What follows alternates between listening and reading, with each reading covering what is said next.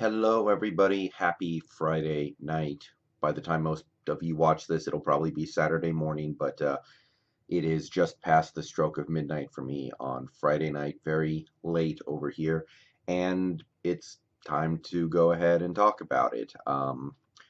We've now had a week to mentally prepare ourselves for the knowledge that the season is now officially win or go home.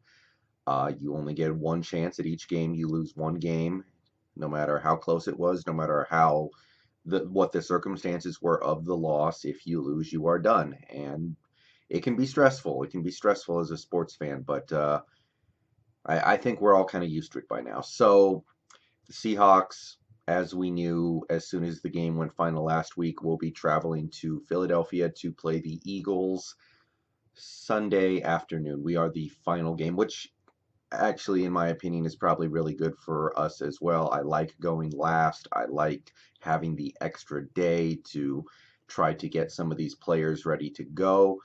For whatever little difference it can make, I still wanted to have that on my side. So this game, it's a little different than the first time we played the Eagles a month plus ago, but they have a lot of the same problems that they did in that game. Number one, their secondary, even though it played well in that game a month and a half ago, maybe, it's still not a very good secondary. And a lot of their cornerbacks have been nursing assorted injuries this week. I expect at least some of them to play. Sidney Jones, Maddox. Um, they should be out there, but even when they're healthy, they haven't been playing particularly good. We've seen several games this year where opposing teams just destroy that Eagles secondary. Even some of the some of the bad teams they've played have had a lot of success against those defensive backs. So when we have the ball, I'm looking for this team to implement a game plan to attack the corners of the Eagles. That is the weakness of their defense. And unfortunately, we cannot have a lot of confidence that the team is actually going to do that because we've seen it time and time again. There is a almost religious commitment to trying to establish the run in Seattle right now. And this team, maybe more than any Seahawks team in my memory, is poorly equipped to establish the run. So hopefully we are able to utilize Tyler Lockett. Hopefully we're able to utilize DK Metcalf. Both those guys did very little in our first game against the Eagles. Lockett was playing injured. Metcalf had a bad game. So hopefully we can come out and attack the secondary of the Eagles early, and those guys can have some success, and maybe there will be some sort of encouragement for the coaching staff to continue to exploit that. So no Dwayne Brown as we expected, and no Malik Turner, which we kind of expected when he didn't practice on Wednesday. Now, in my personal opinion, of the bench receivers on this team, Malik Turner is the best one, which is to say after Lockett and Metcalf. I do like Malik Turner more than anybody else currently on this roster, but his loss should not be huge. We have David Moore to put out there. He has the opportunity to prove himself in a playoff game. And now we have John Ursua. I know a lot of people are very excited about that. I'm excited for it too. Looks like, by hook or by crook, he's going to be put out there and he's going to get the opportunity to play. Possibly no Jaron Brown. I kind of expect him to miss the game on Sunday. Also not a big loss if he is out. And the one interesting thing kind of hanging over our heads going into the game would be Mike Upati, questionable, did not practice very much this week. In fact, I don't think he practiced at all. So we're kind of on pins and needles with him right now because he is a very flawed player, but he has experience. He knows what he's doing. We have some familiarity with him, and he's a great run blocker. Pass blocking, it seems like he doesn't really know what he's doing sometimes, but he is a great run blocker. And it's getting very thin up front for this team. It's getting very, very hairy on that offensive line. George Fant did an admirable job last week filling in for Dwayne Brown, but we really cannot withstand any nicks at this point on that front. We need Joey Hunt to play a full game because I don't know if we have anybody else on this team that can even snap the football. because I don't believe we have Ethan Posick. We really need our guards to stay upright, Fluker and hopefully Upati, but if not Upati, then Jamarco Jones, because we're running out of depth in there as well. If something happens, we may find ourselves turning to Phil Haynes, who has no NFL experience whatsoever. So that is scary up against this Eagles front that has very good players like Fletcher Cox, who I do not like matched up against Joey Hunt, but it is what it is. Derek Barnett, you can throw him in there as well. And then you have Brandon Graham, who's a very good defensive lineman.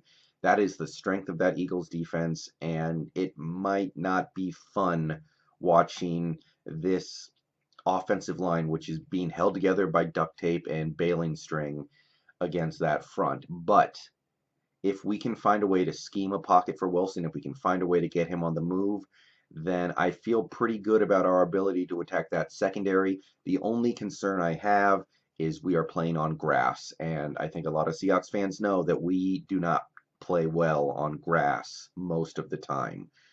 But again, these are things that this team needs to learn how to overcome. So that's when we have the ball on offense. I'm really hoping for a pass-happy offensive attack.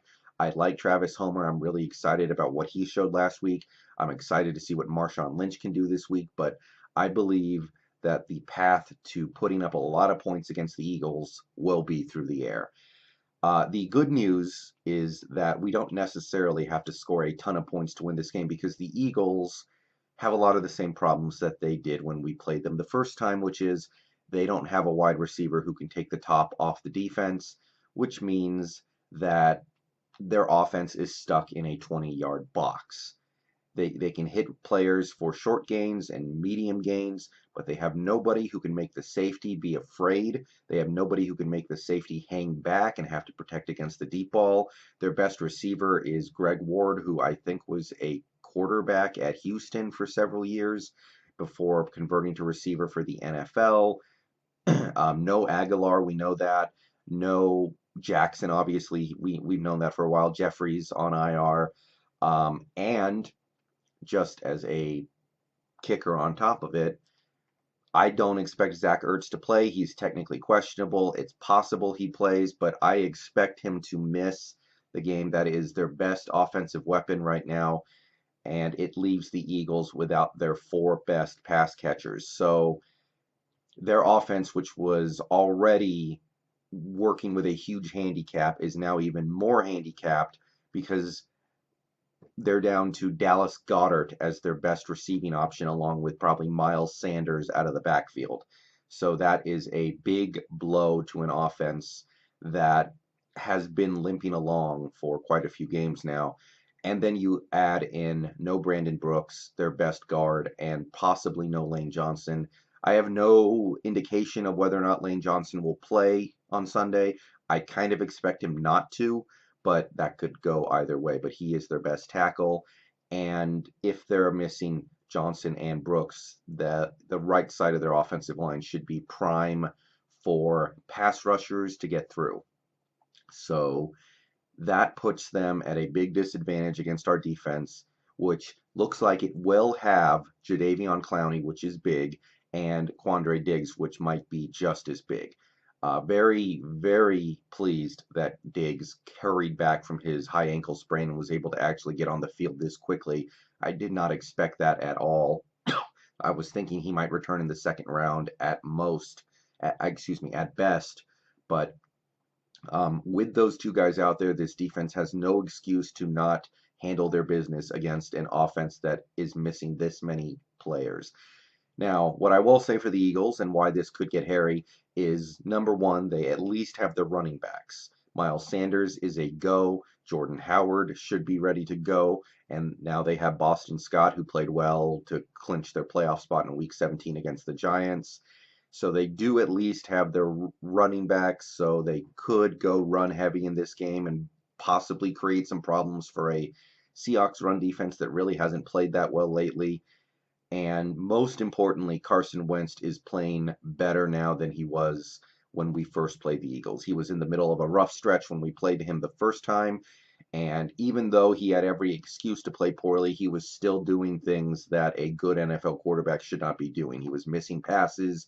He was turning the ball over. He was fumbling. He was taking sacks. He had Eagles fans genuinely thinking that he might not be the future with some of his performances during that part of the season.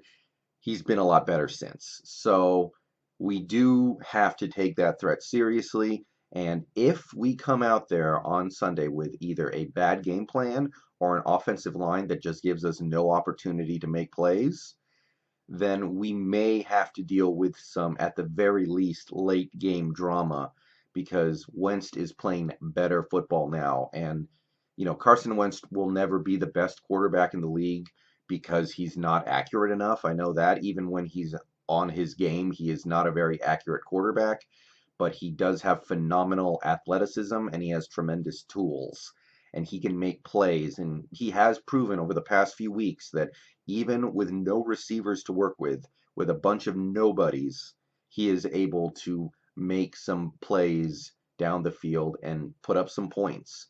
Now, I don't want to overstate anything. Three of the Eagles' last four games were against bottom five teams, Redskins and Giants. And one of those games was against a decent Cowboys team where the Eagles only scored 17 points. But this is not quite the Eagles' offense we played a month and a half ago.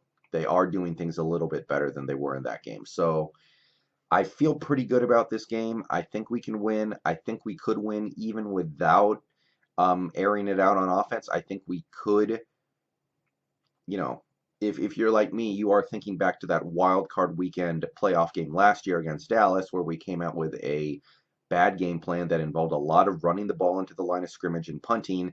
And by the time we actually opened up the offense a little bit, the game was over and too little, too late. If we do that again this year, I don't know what will happen, but at the very least, we are playing an Eagles team that probably has more problems on their offense than we do on ours. So I don't want to hear excuses. And if we lose this game or if we win despite the offense, well, obviously I'll be happy to win, but we will need to hold this coaching staff's feet to the fire very seriously because it's becoming more and more inexcusable that the offense goes out there with these run heavy, run first, run often game plans. All right, I think that's it. I feel good about it. I'm a little worried about playing on grass, but at a certain point, you need to be able to nut up enough to beat a team with this many injuries. I've talked a lot about how the Seahawks are going through a lot of injuries right now, but Philly has it worse than us right now, in all likelihood. And at a certain point, you just need to go out there and win. All right, I'll see y'all after the game. Maybe I'll stream before then, I don't know. But go Hawks, go 12s, and let's get our first playoff win in, what, 3 years? And try to prep up for that probably rematch with the 49ers. All right, peace.